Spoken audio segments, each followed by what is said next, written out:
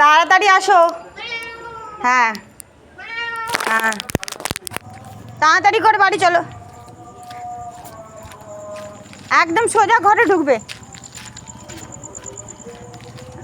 একদম ঘরে। হ্যাঁ ঢুকে যাও। কি বাবা,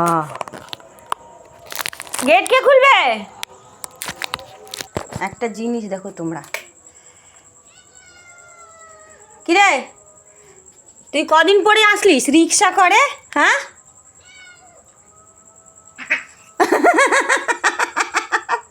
তুই তো রেগে যাচ্ছিস কেন? আবার পায়ে ব্যথা পেয়েছিস দেখি? তো বাচ্চা কই?